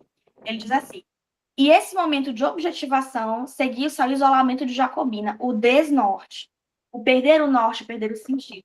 Então, como é que ele coloca isso? Ele coloca como um polo dominado por objetos de interesse que atraem um eu como poderoso imã. Então, a ideia do eu em detrimento de nós. Ele não é mais só o nós da família Jacobina. Ele já é o eu alferes. Depois ele vai falar da alma interior e a entrega da imagem como objeto querido, a persona, o fardamento, o uniforme. Interessante que o nome uniforme está em única forma, né? Está igual a todo mundo. Mas no caso dele é absolutamente o contrário. Ele não é igual a todo mundo. Ele se difere dessa forma, com o uniforme. Depois, a decomposição da autoimagem, que se reflete no desfiamento da figura vista no espelho. Muito bem escrito. E, para finalizar essa etapa, a integração primeiro e a desintegração depois. Ou seja, o momento que ele começa a definhar dentro da casa, né? Porque ele vai dizendo que ele fazia exercícios, que ele comia raízes, que ele se beliscava as pernas, tudo para tentar condizer que ele estava ainda vivendo numa realidade, que ele não estava caindo no limbo. E que, aos poucos, ele foi entendendo o que estava acontecendo no contato com o espelho, né? Ele foi entendendo e construindo a teoria da alma humana que ele mesmo defende no final. Depois, em questão, em relação ao presente. Então, tem um trecho que ele escreve assim: Jacobina Maduro sabe que não pôde, não soube e possivelmente não quis superar o instante episódio da sua entrega à forma social. Olha que interessantíssimo isso. Então, aqui ele até coloca uma dúvida ao leitor, né, um impasse. Será que realmente ele aceitou de bom grado essa nova função que foi dada a ele, na questão de ser alferes, de dividir a sua alma? Ou será que foi uma imposição? Outros detalhes que ele vai colocando. Como dizer aos companheiros daquela noite em Santa Teresa, né? Como que ele vai descrever esse episódio? Não é só através do testemunho. Foi realmente uma epifania, praticamente, que ele teve dentro dessa situação que aconteceu com ele. Depois, como confessar o inconfessável da sua rendição à perda da alma interior, assediada e ocupada pela alma exterior. Em seguida, nota-se que, além de Casmurro, ele não era sarcástico. Então, ele brinca com isso, ele se elevou de alguma forma com essa situação. E, para finalizar essa etapa, ele diz: é a expressão infeliz daquele resquício de alma interior que sobreviveu ao domínio da mirada alheia. Então, praticamente, ele responde: por que ele envelheceu Casmurro? E, para finalizar, a questão do presente, do passado, perdão. Então, aqui, o Boss vai dizer: recapitulando, foram esses os passos do processo inicial do espelhamento. Quais? Primeiro, olha que legal, ele fragmenta, ele faz uma análise tão profunda. Ele diz: primeiro, a farda. A farda como objeto de desejo e fetiche construído pelo teatro social. Depois, ele diz que a farda é a alma do Jacobina. É a segunda alma. O alter ego, a pessoa, ele se veste, ele se, de certa forma, até ele se traveste, né? Ele se veste disso e ele consegue ativar a segunda alma, a alma exterior e não a interior. Depois, terceiro, aliena sua condição humana. E quarto, emprestou-lhe uma autoimagem feliz. Bom, foi isso tudo que eu segmentei aqui na minha proposta. Teve outras coisas que eu não vou mostrar, ó, porque bem que eu finalizo, né? As referências são 2 só, o conto e o artigo do Alfredo Boss, que chama O Duplo Espelho em um Conto de Machado de Assis. Daí eu agradeço a todo mundo. E aqui foi todo o resto que sobrou. O resto que é muito bom, né? Que são vários trechos do artigo Não sei se tem tempo de ler alguns ou outros, né? Mas a seleção que eu fiz foi aquela, então acho que aquela é a mais pertinente. Mas é isso, gente. Eu finalizo aqui. Agora eu dou a palavra a vocês, ao nosso debate, principalmente. Se alguém quiser que eu continue espelhando ou não, posso tirar, posso voltar alguma coisa, alguma parte.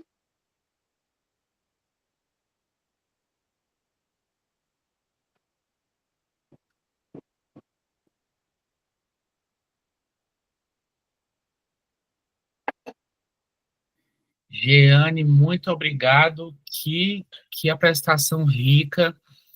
Outra coisa boa de gravar, né, é que a gente tem agora esse registro, a gente tem agora a possibilidade de voltar à gravação e pegar essa referência que você colocou aí do Alfredo Bozzi, né, que eu não conhecia, né, esse texto, então, assim, depois eu vou pegar a gravação e vou anotar direitinho, eu estou sem caneta aqui próximo.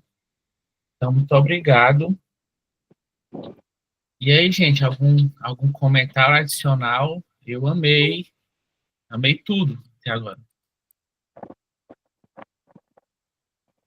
Muito bom, Giane. Obrigada, eu agradeço. Excelente a associação, a discussão, o debate sobre o espelho aí, sobre essa perspectiva do Boss. Excelente, parabéns. Ai, gente, perdão, agora percebi que eu pronunciei errado o nome dele, Bossi, né? Eu disse Bossi. Boss. Alfredo Boss. Obrigada.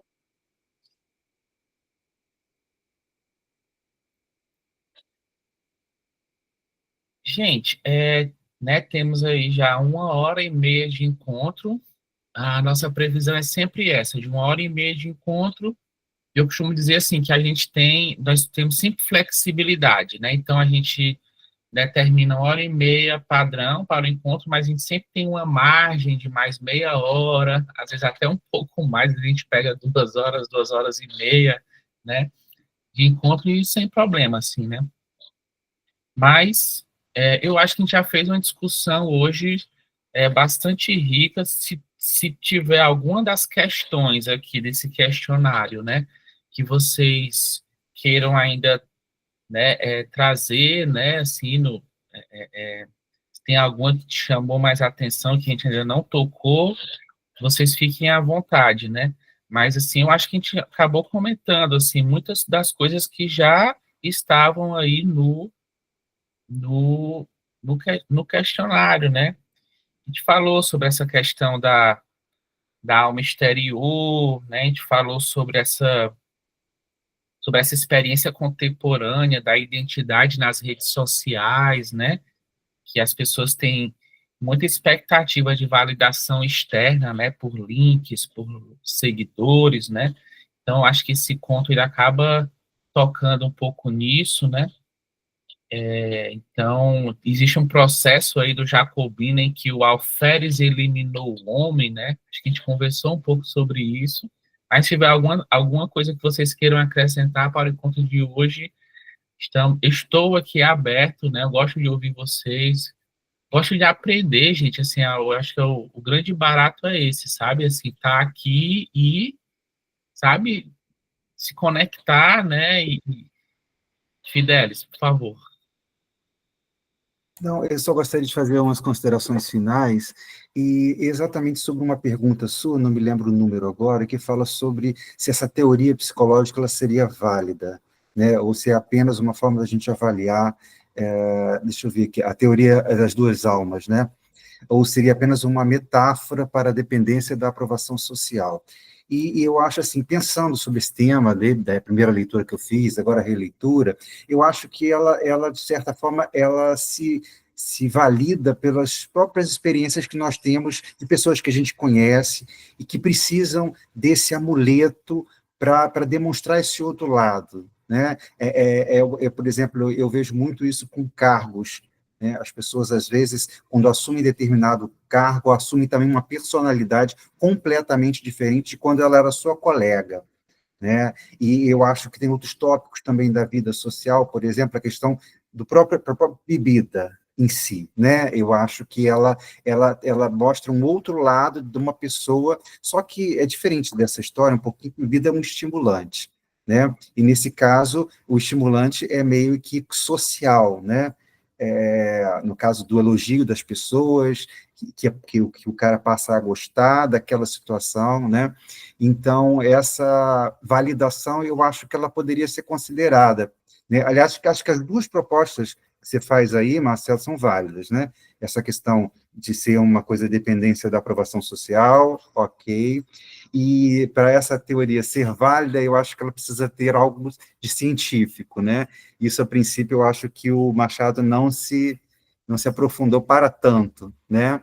E tanto é que ele faz, se não me engano, não me lembro o trecho, mas tem algumas pessoas que isso vai muito forte, né? Então, por exemplo, em pessoas que têm traços de arrogância e que a gente observa que o outro lado dela está subentendido um medo muito grande de uma fraqueza, né? Ela se mostra arrogante, se mostra forte, e, na realidade, ela tem internamente um medo grande até mesmo do acesso social, do ataque. Então, ela ataca, ela tenta demonstrar força para que não seja atacada. Então, esse espelho, ou esse duplo, a gente observa muito na sociedade, né? E talvez essa pergunta que você faz aí, eu acho que o segundo ponto, para mim, ficaria mais acentuado.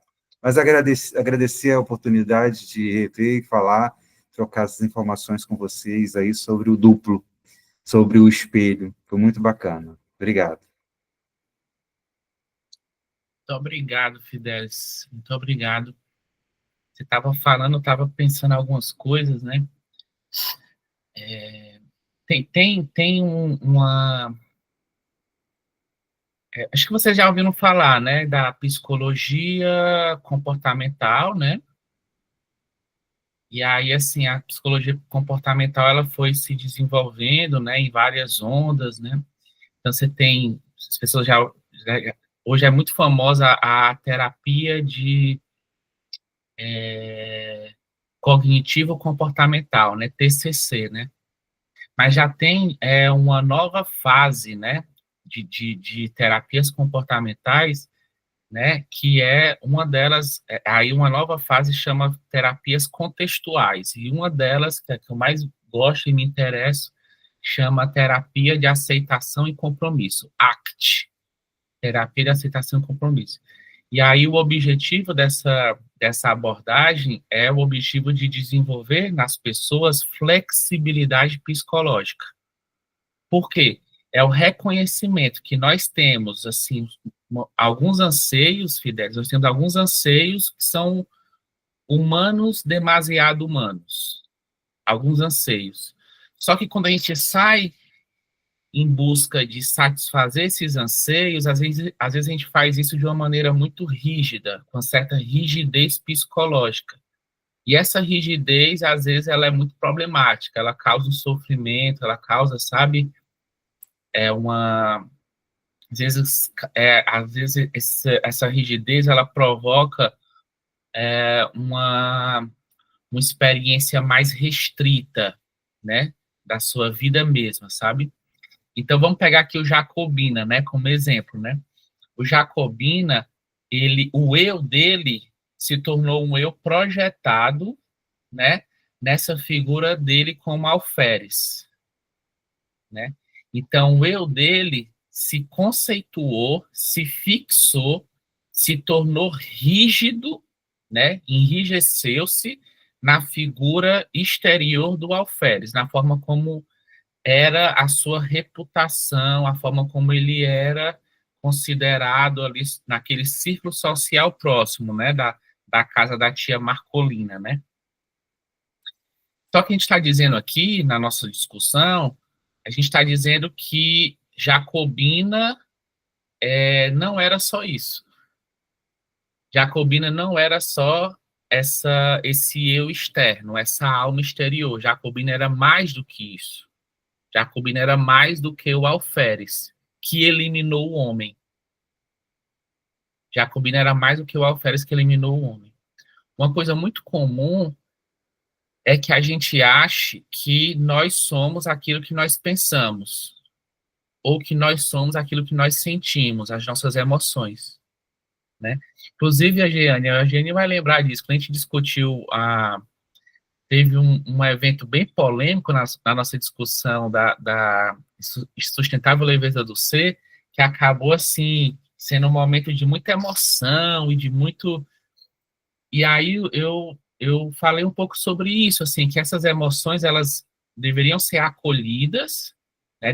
Ninguém ia invalidar uma emoção ou um pensamento, por assim dizer, né?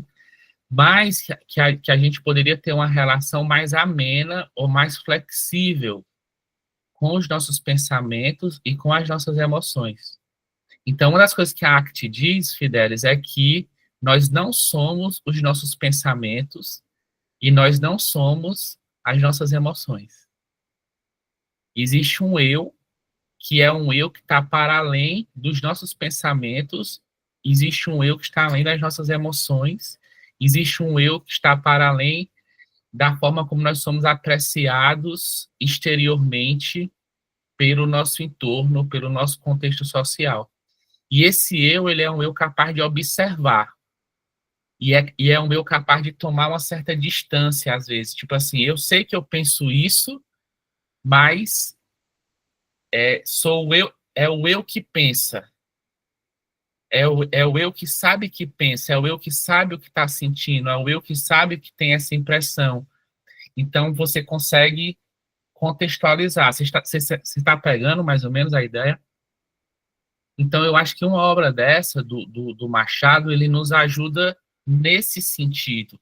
Ele nos ajuda a dizer assim, olha o risco. O próprio quem é o Jacobina, gente? O Jacobina é o nosso segundo narrador. Esse conto, ele é uma narração dentro da narração. Ele começa de um plano, que é um cara contando sobre pessoas que se reuniram ali, homens que estão reunidos, e daqui a pouco estão discutindo questões de alta, né, de alta reflexão, e daqui a pouco um deles, que é o Jacobina, lança essa teoria das duas almas. E ele diz assim, eu não aceito ser contestado sobre essa minha teoria. E aí, para apoiar essa teoria, ele conta uma experiência que aconteceu com ele 20 anos antes. Né? Então, por exemplo, nessa experiência que aconteceu com ele 20 anos antes, você vê que quando ele está sozinho, né, até a Giane mencionou isso, eu vou pegar esse trechinho aqui, ó. Comia mal, frutas, farinhas, conservas, algumas raízes tostadas ao fogo, mas suportaria tudo alegremente, se não fora a terrível situação moral em que me achava. Olha isso, gente. Recitava versos, discursos, trechos latinos, liras de Gonzaga, oitavas de Camões, décimas, o Antologia em 30 volumes. Às vezes fazia ginástica, outra dava beliscões nas pernas. Enfim, esse trecho aqui mostra que o Jacobina, 20 anos antes, quando ele ainda era o alferes, que foi abandonado para ficar sozinho dentro de casa, na casa da tia Marcolina, o Jacobina já era um cara que tinha uma cultura. Como a Jenny colocou, ele é uma pessoa que tem uma cultura, que tem um acúmulo, entendendo?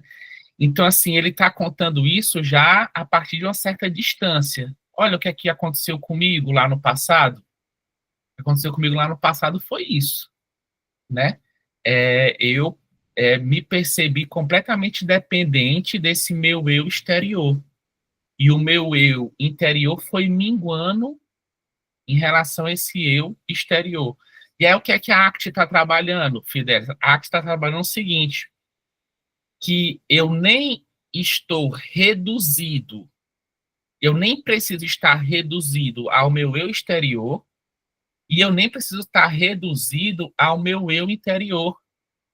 E aí a ACT faz a seguinte pergunta, quem sou eu se eu não sou os meus pensamentos? E eu quero deixar vocês com essa reflexão. Fidel, você vai hoje pensar assim, quem sou eu se eu não sou os meus pensamentos? Giane vai para casa hoje pensar assim, já está em casa, né? Quem sou eu se eu não sou os meus pensamentos? O Eric do mesmo jeito. Quem sou eu se eu não sou os meus pensamentos? Quem sou eu se eu não sou a minha reputação? Quem sou eu se eu não sou essa persona externa, né, que é avaliada pelos outros? quem sou eu? Quem sou eu se eu não sou os meus pensamentos?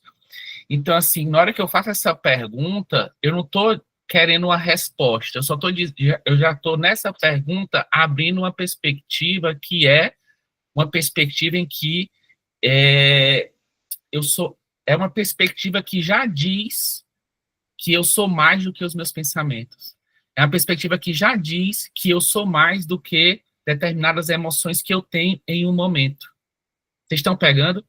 Então, assim, isso é uma perspectiva que a gente chama de contextualização e recontextualização, né? É assim, você está aqui no plano da ação, e agora você tomou perspectiva, e você agora não está mais aqui, Fidelis, no palco, você se colocou agora pelos olhos de uma plateia.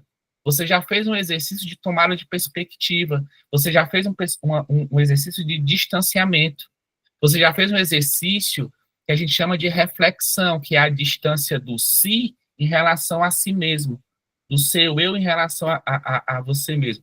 Vou te dar um exemplo, Fidelis.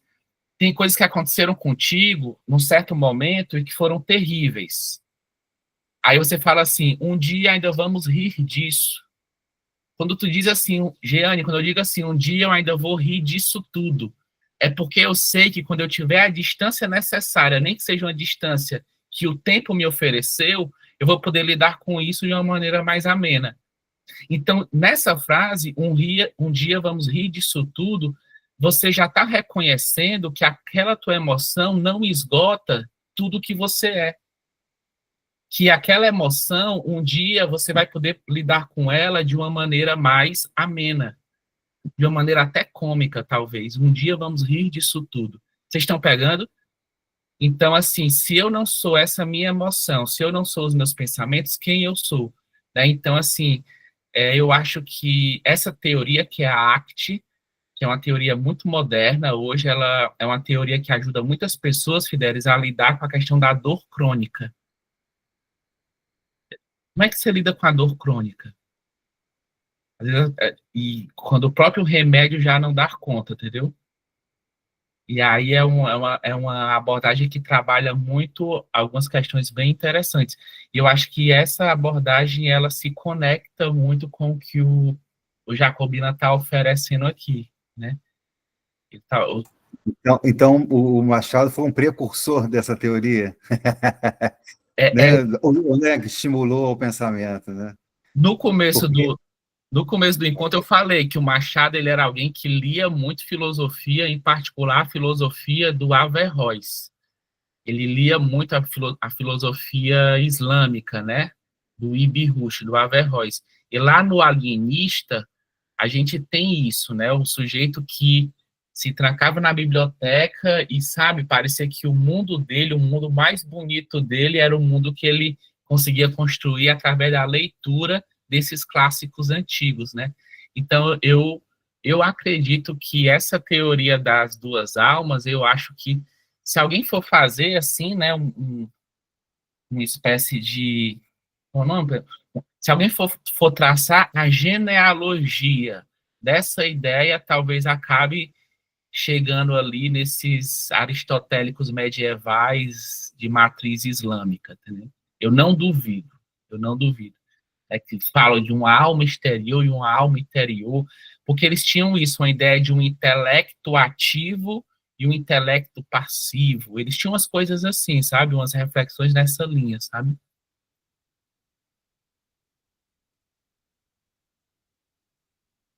E aí, falou. Giane, se você não é o que você pensa, quem é você? Mas como assim? Que pergunta é essa? Uma pedrada dessa, uma hora dessa? Não é possível. Eu sempre imagino que a gente constrói absolutamente quem a gente é ao longo da vida. Então, assim, a pessoa que eu sou hoje jamais pode ser comparado com a pessoa que eu era há 5 anos atrás. E a pessoa que eu serei há 5 anos à frente do futuro não será essa pessoa de hoje. Eu espero. Eu espero que eu tenha evoluído. Eu espero que tenha, sei lá, uma estante de livros que me separe do meu eu antigo. Eu espero que tenha vivências, experiências. Então, assim, quando eu acredito que somos moldados pelas nossas opiniões, as opiniões elas mudam, né? porque a gente precisa de, falando tecnicamente, aporte teórico. Mas, na verdade, a gente precisa de conhecimento teórico ou prático. Ou eu encontro isso nos livros, ou eu encontro isso nas experiências humanas, na vida. Então, como que eu vou dizer que eu não sou os meus pensamentos? Se a construção do eu é constante. Eu sou o que eu projeto para o mundo. A partir do momento que eu abro minha boca, eu digo quem eu sou. A partir do momento que vocês me olham, vê as roupas que eu uso, vocês já concebem uma imagem pronta. Ah, a Jane faz isso, faz aquilo. A partir dos gestos que eu faço com o meu corpo, vocês podem perceber qual que é minha personalidade, se é expansiva, se é reclusa. Como que eu não sou isso? E outra coisa, como que eu não vou ser minha reputação?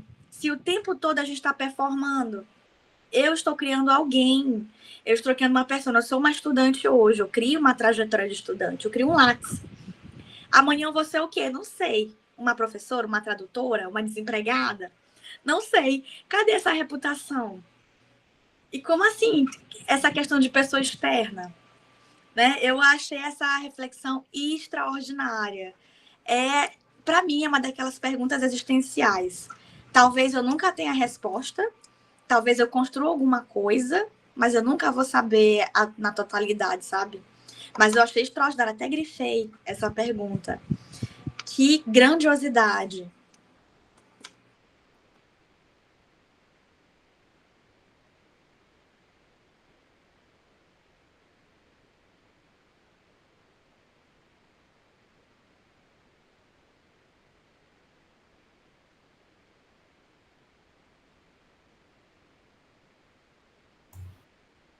Valeu, pessoal, tenho que sair. Um abraço, foi um prazer, até a próxima. Só uma última frase, né, que eu estava Claro. tentando lembrar, que era assim, né? O Heráclito, ele dizia que era impossível entrar no rio duas vezes, né? A primeira vez porque, não era já o mesmo rio, né? Eram outras águas, né? Mas também porque não éramos mais a mesma pessoa, né? E aí, a pergunta que complementa, né, é mais ou menos a seguinte, né? Também não é possível entrar em um livro duas vezes. Não é possível entrar no mesmo livro duas vezes, porque você já não é o mesmo, a leitura já não é a mesma. Esse clube, ele trabalha muito com releitura justamente por isso, que trabalha a possibilidade de você entrar no livro e você perceber que você já não é o mesmo daquela primeira leitura, entendeu? Que você já não é o mesmo naquela primeira leitura. E só para fechar mesmo, é um último comentário, né? Então, se você já não é o mesmo daquela primeira leitura, mas ninguém quer viver reconhecendo isso, que a mudança está presente em si e ao redor o tempo todo. As pessoas querem meio que, né, tipo assim, se fechar dentro de um conceito. E elas esperam lidar consigo mesma de maneira mais sustentável, né, dessa maneira conceitual. E espero que os outros também a tratem de uma maneira mais sustentável, mais previsível, também dessa maneira conceitual. Mas a nossa natureza, ela é a da mudança. E uma metáfora que ela é utilizada nesse livrinho aqui, chamado Homem Sem Qualidades, é isso, que se nós reconhecêssemos que nós não somos os mesmos que entram no rio e nem somos os mesmos que entramos em uma leitura, nós reconheceríamos que a mudança faz parte da nossa natureza e reconhecer isso seria viver como uma gota d'água dentro de uma nuvem. Porque uma gota d'água dentro de uma nuvem é um tipo de ser que vive na transformação, do líquido para o gasoso, depois do gasoso para o líquido, dentro de um mundo em transformação, mais ou menos como uma gotinha d'água em uma nuvem. Então é isso, só para lhe dar uma boa noite, Fidelis. Valeu. Eric, você levantou a mão. Assim, é só antes de finalizar para perguntar se o professor lembra da frase que você falou no começo aqui do encontro, que era alguma, eu não lembro quem foi o autor, mas era alguma coisa sobre música, que eu achei muito bacana, assim.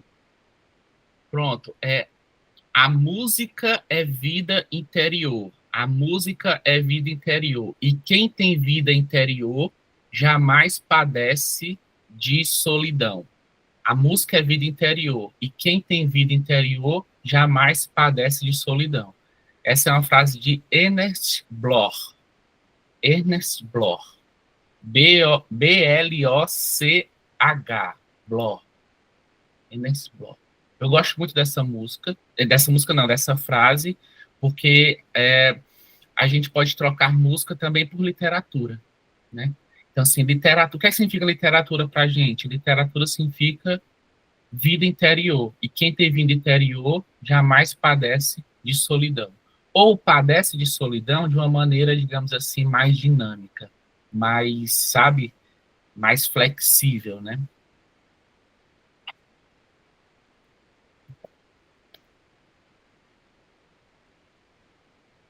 Gente, muito obrigado pela presença de vocês. Vou me despedindo aqui do nosso encontro. Desejo para vocês uma ótima semana. Muito obrigado, Giane. Muito obrigado, Eric. E até o nosso próximo episódio. Valeu. Obrigada, eu que agradeço. Como sempre, é um grande aprendizado. Obrigada pela oportunidade mesmo, pela chance, professor. Fico feliz. É isso. Boa noite a todos. Beijo das mães.